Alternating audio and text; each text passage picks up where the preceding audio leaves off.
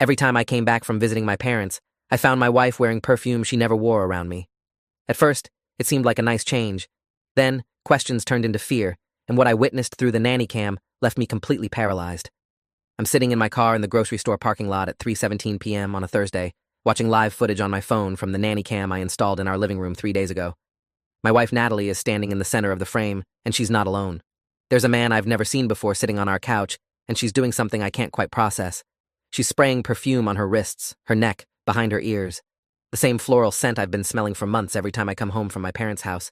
But it's not the perfume that makes my hands start shaking so badly I almost drop the phone. It's what happens next. The man says something I can't hear, and Natalie flinches. Actually flinches, like she's been struck. Then she sits down next to him, stiff and mechanical, and he reaches out and touches her face. The way she closes her eyes, the way her whole body tenses, it's not intimacy. It's fear. Pure, visceral fear. And I realize with horrible, crushing clarity that my wife isn't having an affair. Something much worse is happening in my house. My name is Julian Reeves. I'm 34 years old, and I've been married to Natalie for 6 years. We met at a community theater production where she was working as a costume designer, and I was building sets. I'm a high school art teacher now, and she runs a small online boutique selling vintage clothing. We don't have kids yet, but we've been talking about it. We have a decent 2-bedroom house in a quiet neighborhood outside Portland, a rescue dog named Biscuit, and what I thought was a solid, honest marriage. The kind where we tell each other everything, where there are no secrets. I was wrong about that last part. The pattern started about 8 months ago, though I didn't recognize it as a pattern at first. I visit my parents every other weekend. They live about 90 miles away in a small town called Silverton, and since my dad had a stroke 2 years ago, I try to check in regularly, help with yard work, fix things around the house, just be present. Natalie usually stays home because she's not particularly close with my parents, and I've never pushed it. It's always been fine, a normal part of our routine. But 8 months ago, I started noticing something odd. Every time I came home from those weekend visits, Natalie smelled different. Not bad, just different. Like she was wearing a perfume I'd never noticed before. The first time, it was a Sunday evening in late September. I got home around 6 p.m., tired from the drive, and found Natalie in the kitchen making dinner.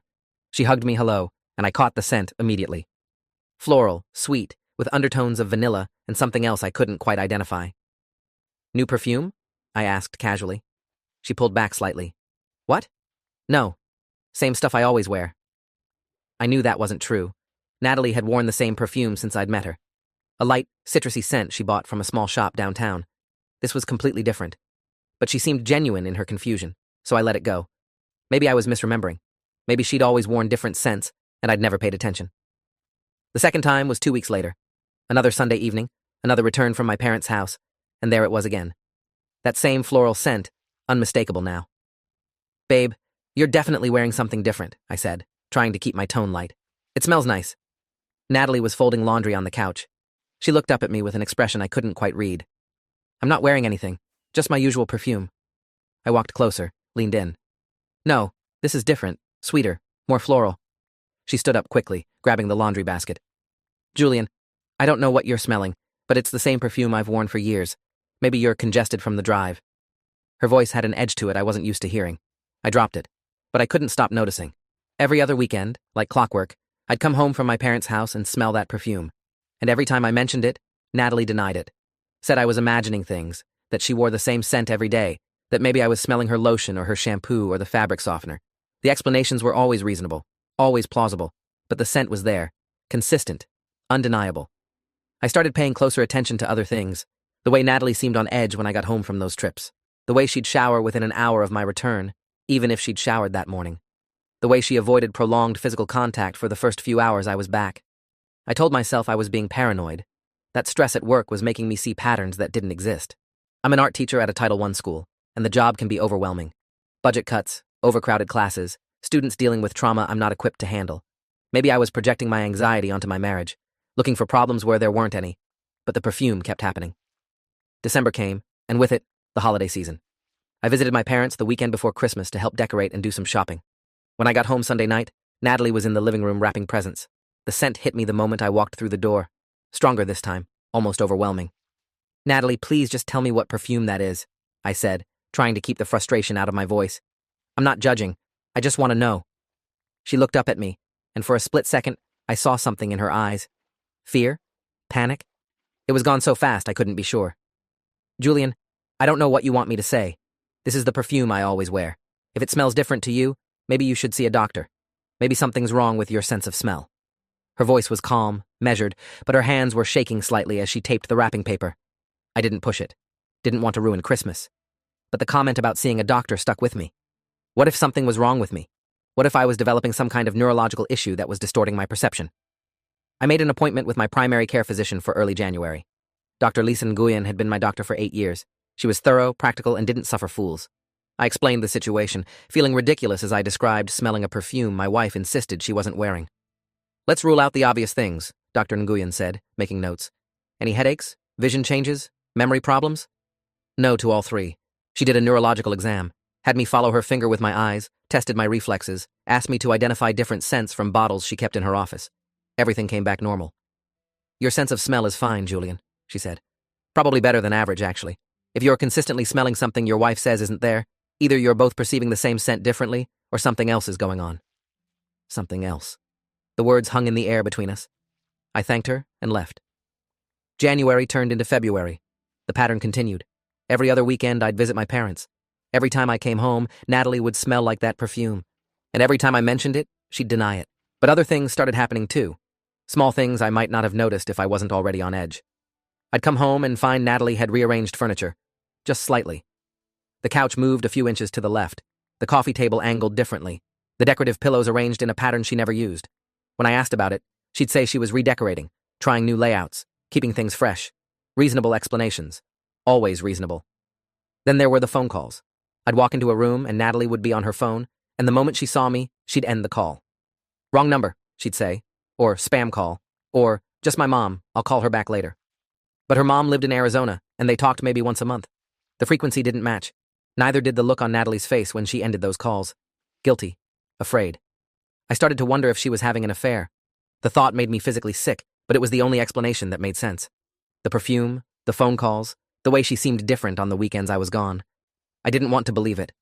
Natalie wasn't that person. We'd been together for 8 years, married for 6. We'd built a life together. But people changed.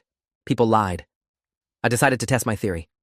In early March, I told Natalie I was visiting my parents for the weekend, like usual. But instead of driving to Silverton, I drove to a hotel about 20 miles away. Checked in under my name, spent Saturday watching TV and feeling like a terrible person for lying to my wife.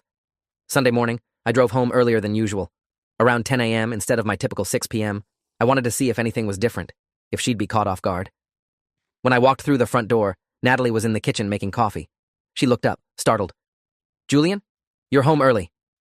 Dad wasn't feeling well. Didn't need as much help as I thought. I lied. She nodded, but I could see tension in her shoulders. And there it was. That perfume. At 10 in the morning. Strong and unmistakable. "Why are you wearing perfume this early?" I asked, trying to sound casual. "I always wear perfume," she said quickly. "No, you don't. Not on Sunday mornings when you're just hanging around the house." She set down her coffee mug, and I saw her hands were trembling. "Julian, what is this? Are you accusing me of something?" The question threw me. I wasn't ready to accuse her of anything. Didn't have proof. Just suspicions, and a scent that shouldn't have been there. "I'm not accusing you. I'm just confused. You're acting different. You smell different every time I come home from my parents' house.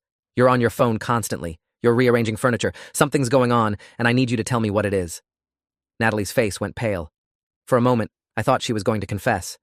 Going to tell me everything. Instead, she started crying. "I can't do this," she whispered. "Can't do what?" "Natalie, talk to me."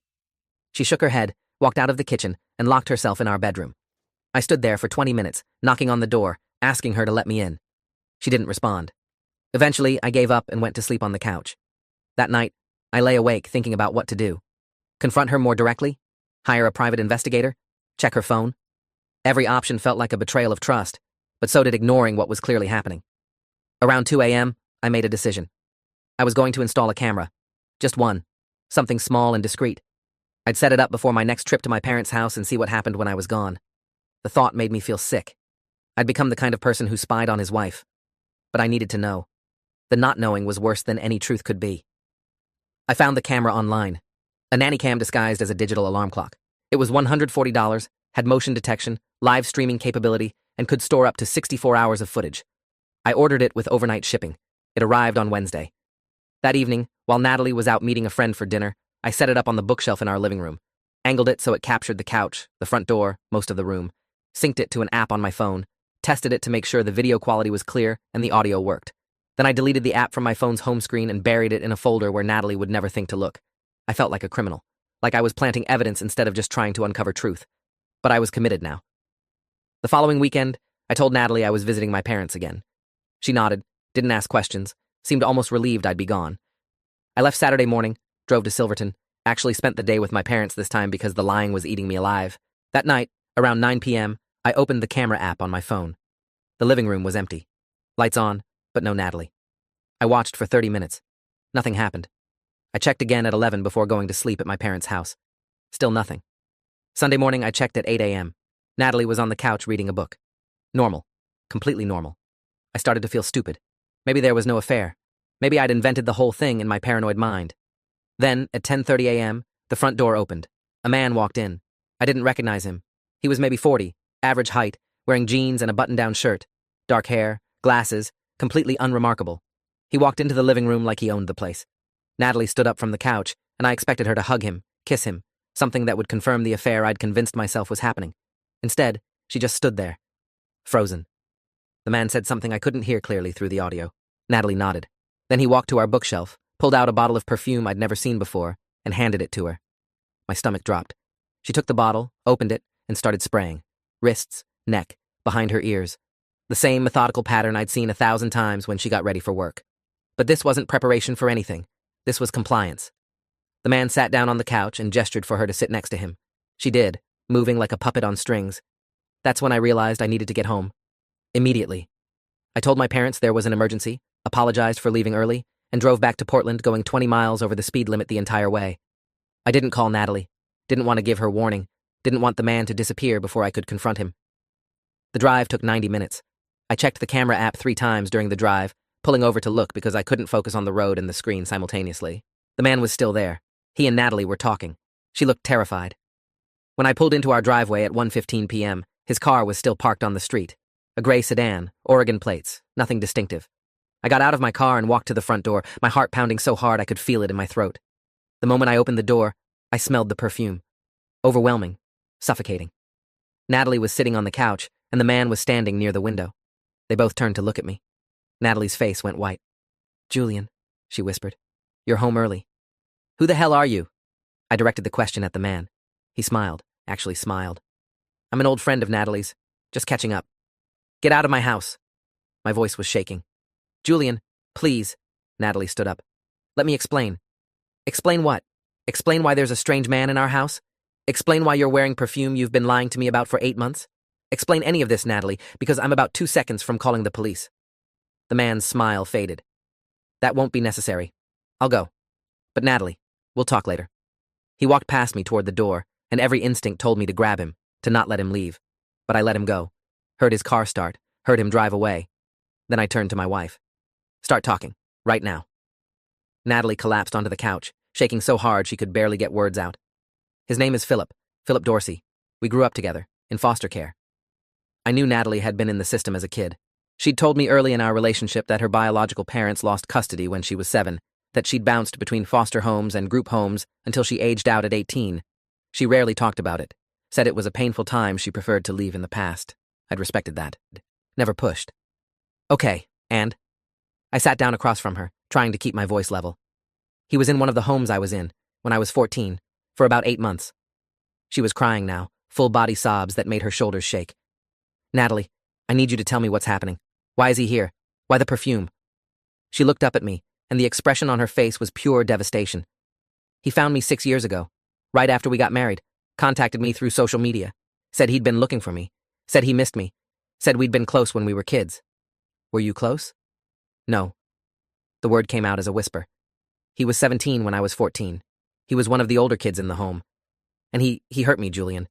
He hurt me in ways I've spent 20 years trying to forget." My blood went cold. "He assaulted you." She nodded, unable to speak. "Jesus, Natalie, why didn't you tell me? Why didn't you block him? Call the police? Why is he in our house?" "Because he won't leave me alone." The words burst out of her. "I blocked him 6 years ago, changed my phone number, locked down all my social media. But he kept finding ways to contact me. He'd show up at my work, at coffee shops I went to, outside our house. He'd send messages through fake accounts. He knows where we live. He knows your name. He knows where you work. He threatened to hurt you if I didn't do what he said. I felt like I'd been punched in the stomach. What does he make you do? He comes over when you're gone, every other weekend when you visit your parents.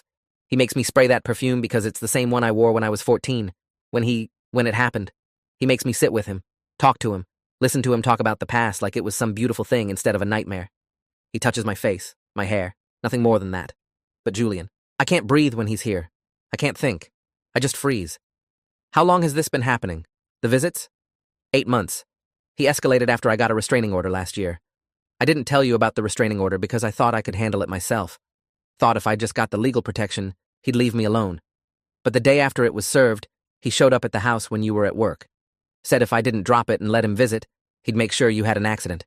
Something that would look random. He was so calm when he said it, Julian. So matter of fact.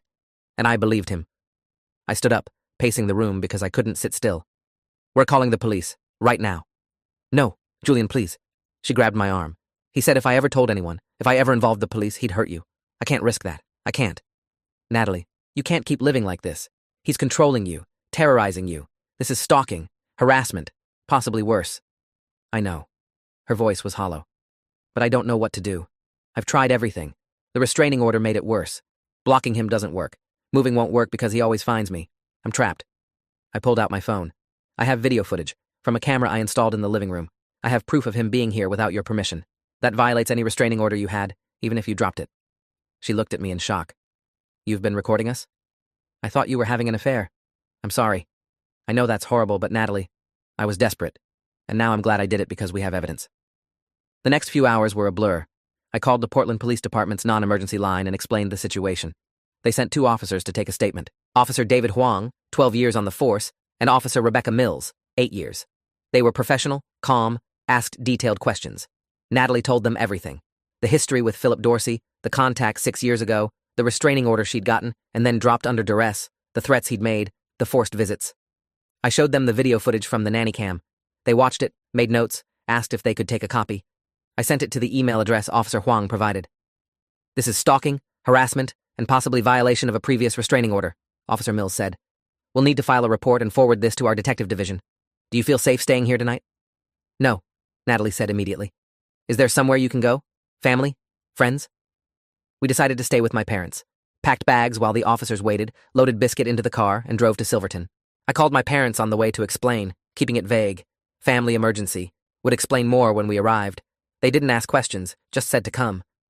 When we got there, my mom took one look at Natalie's face and wrapped her in a hug. My dad pulled me aside. What happened? I told him everything. He listened, his expression darkening with each detail. That man needs to be arrested. Working on it. The next morning, I got a call from Detective Angela Price, Portland Police Department, 19 years in law enforcement, specializing in stalking and domestic violence cases. She wanted to meet with us, go over everything in detail, build a case. We drove back to Portland and met her at the station. Detective Price was in her mid-40s, sharp eyes, no-nonsense demeanor.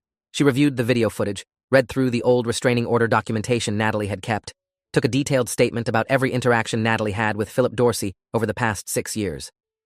This is a clear pattern of stalking and harassment, Detective Price said. The threats against your husband constitute intimidation. The forced visits are harassment at minimum. And if we can prove he violated the original restraining order before it was dropped, we can pursue criminal charges for that as well. What happens now? I asked. We locate Mr. Dorsey and bring him in for questioning. Depending on what he says and what additional evidence we gather, we'll pursue charges. In the meantime, I strongly recommend you file for a new restraining order. I know the last one didn't work, but this time we have video evidence. Documentation. A pattern. It strengthens your case. Natalie nodded numbly. We filed for the restraining order that afternoon. Temporary order granted immediately. Full hearing scheduled for 2 weeks out. Detective Price called me 3 days later. They'd located Philip Dorsey. He'd been arrested and charged with felony stalking, harassment, and intimidation. Bail was set at $50,000. He posted it within 24 hours. I felt sick knowing he was out there somewhere. But at least now there was a legal record. Documentation. A paper trail. The restraining order hearing was on a Friday morning. We showed up at the courthouse with Detective Price and a lawyer Natalie had hired, Karen Sloan, 15 years specializing in restraining orders and domestic violence cases. Philip Dorsey showed up with his own lawyer. I saw him across the courtroom and felt rage I'd never experienced before. He looked so ordinary, so unremarkable. You'd never know what he was capable of just by looking at him. The judge, Honorable Thomas Brennan, reviewed the evidence, the video footage, the police reports, Natalie's testimony about the years of harassment. Philip's lawyer tried to argue that the visits were consensual, that Natalie had invited him, Karen Sloan destroyed that argument with the video showing Natalie's fear, her body language, the way she complied like someone under duress. Judge Brennan granted a 5-year restraining order. Philip Dorsey was ordered to stay at least 500 yards away from Natalie, from me, from our home, and from Natalie's workplace. Any contact would result in immediate arrest. But the restraining order didn't stop him. 2 weeks later, Natalie got an email from a fake account. "This isn't over. I'll always find you." She forwarded it to Detective Price immediately. They tracked the IP address to a library computer Philip had used, added it to the evidence file. The following week, a package arrived at our house. No return address. Inside was a bottle of that perfume, the same one he'd made Natalie wear. And a note. "You can't keep me away." We called the police. They collected the package as evidence. Detective Price told us they were building a case for violation of the restraining order, but they needed more concrete proof it was him. The emails could theoretically be sent by anyone using his identity. The package had no fingerprints. I started carrying a panic button app on my phone. Detective Price had recommended it. One press would alert 911 and send our location. Natalie had one too. We installed a full security system at the house. Cameras on every door, motion sensors, alarms. I started taking different routes to work every day, checking my rearview mirror constantly. We were living in fear, and Philip Dorsey knew it. That was the point. 3 weeks after the restraining order was granted, I was leaving school at 4:30 p.m. when I saw him. Philip Dorsey, standing in the parking lot next to my car. 500 yards. He was supposed to stay 500 yards away. I was maybe 100 feet from him. I pulled out my phone and called 911 while simultaneously hitting the panic button app. "This is Julian Reeves. There's a man violating a restraining order. He's in the parking lot of Lincoln High School. I need police here now." Philip saw me on the phone and didn't run, just stood there, smiling, like this was a game. Police arrived within 4 minutes. School security had already approached him, told him to leave. He'd refused. Officer Huang was one of the responding officers. He recognized me from the original report. "Mr. Reeves, is this the individual from the restraining order?" "Yes, Philip Dorsey." They arrested him on the spot. Violation of a restraining order. This time bail was set at $100,000. He posted it again. I couldn't understand how he had that kind of money. Detective Price told me he worked as a freelance IT consultant, made decent money. No wife, no kids, lived alone in an apartment across town. His entire life seemed to revolve around tormenting Natalie. The trial for the stalking charges was scheduled for 3 months out. In the meantime, Philip violated the restraining order 2 more times, once by sending a letter to Natalie's parents' house in Arizona. Her mom forwarded it to Detective Price, once by showing up at a coffee shop where Natalie was meeting a client for her vintage clothing business. He sat 3 tables away, staring at her until she called the police. Each time, he was arrested. Each time, he posted bail. The pattern was clear. He wasn't going to stop. The trial finally happened in August, 6 months after this nightmare had started. The prosecution presented the video evidence, the emails, the packages, the repeated restraining order violations. Natalie testified. I testified. Detective Price testified. Philip's defense was that he'd been trying to reconnect with an old friend who was important to him, that he hadn't meant any harm, that the relationship had been consensual when they were younger. Karen Sloan stood up during cross-examination and asked him directly, "Mr. Dorsey, Natalie was 14 years old when you were 17. You were both in foster care. You had a position of power as an older kid in the home. Did you engage in sexual contact with her?" "We had a relationship," he said. "She was a willing participant. A 14-year-old cannot consent to a 17-year-old in a position of authority. What you're describing is sexual assault of a minor." His lawyer objected. The judge sustained it. But the jury had heard enough. They deliberated for 6 hours, came back with a guilty verdict on all counts: felony stalking, harassment, intimidation, and multiple counts of violating a restraining order. Sentencing was set for a month later. Philip Dorsey was remanded into custody. No bail this time. I watched them handcuff him and lead him out of the courtroom, and I felt something release in my chest. Relief. Actual relief. Sentencing day came in September. Judge Brennan reviewed the case, the evidence, the pattern of escalating behavior. He sentenced Philip Dorsey to 8 years in prison with a possibility of parole after 5. Upon release, he'd be required to register as a sex offender based on the assault when Natalie was a minor. A permanent restraining order was issued. If he ever contacted Natalie again after his release, he'd face additional criminal charges. Judge Brennan looked directly at Philip Dorsey and said, "Your actions have caused immeasurable harm to the victim in this case. You've demonstrated a pattern of manipulation, control, and violence that cannot be tolerated in a civilized society. I hope you use your time in prison to reflect on the damage you've done and to seek help for whatever compels you to terrorize another human being." We walked out of the courthouse into bright September sunshine. Natalie was crying, but this time it wasn't fear. It was relief. We went home to our house, to Biscuit, to our life. That night, Natalie threw away the bottle of perfume Philip had sent. We burned the note together in our fireplace. Then she went through her closet and found every item of clothing she associated with him, with that time in foster care, with the fear she'd carried for 20 years. We drove to a donation center and left it all there.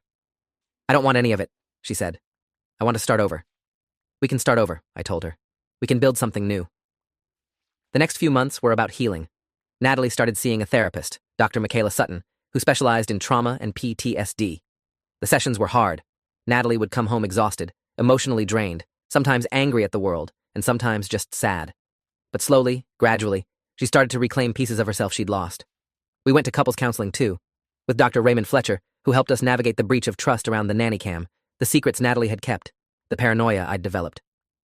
You both acted out of fear, Dr. Fletcher told us. Fear makes us do things we wouldn't normally do. The question now is whether you can rebuild trust despite that fear. We could. It took time. It took honesty. It took Natalie letting me in on the parts of her past she'd always kept hidden. It took me learning to communicate instead of assuming the worst. 1 year after Philip Dorsey was sentenced, Natalie and I drove to the coast for a weekend. We stayed in a small bed and breakfast, walked on the beach, ate fresh seafood, and didn't talk about the past. We talked about the future instead, about maybe starting a family, about Natalie expanding her vintage clothing business, about me potentially moving to a different school with better funding and fewer students in crisis, about normal things, good things. On our last night there, we sat on the beach watching the sunset. I never thought I'd feel safe again, Natalie said quietly. But I do now, because of you, because you didn't give up on me even when I couldn't tell you what was happening. I'll never give up on you, I said. I just wish I'd known sooner. I wish you'd felt safe enough to tell me. I was ashamed, and I was scared he'd hurt you. I couldn't risk that. He can't hurt us anymore. She nodded. I know. It still feels surreal sometimes, like I'm going to wake up and he'll be standing in our living room again. He won't be. He's in prison. He's going to stay in prison. And when he gets out, we'll be ready. Will we? Yes, because we're not running anymore. We're not hiding. We're living our lives, and that's the best revenge possible. 3 months ago, Natalie bought new perfume, something light and fresh that smells nothing like the floral scent Philip made her wear. She wears it every day now, reclaiming the simple act of choosing her own scent. Last month, we found out she's pregnant, 12 weeks along. We're cautiously excited, terrified, but excited. We know there are no guarantees, but we're choosing hope over fear. And yesterday, I took down the nanny cam. We don't need it anymore. We have security cameras outside the house, but inside? Inside is our space, our sanctuary, a place where we both feel safe. I asked Natalie if she wanted me to delete the footage from that day. The day I saw Philip in our living room. The day everything changed. No, she said. Keep it. Not to watch it, but as a reminder that we survived, that we fought back, that we won. So I saved it to an external hard drive and locked it in our safe. Evidence of what we endured. Proof that sometimes the monsters are real, but they can be defeated. Thanks for watching till the end. Make sure to subscribe and like to not miss the next story.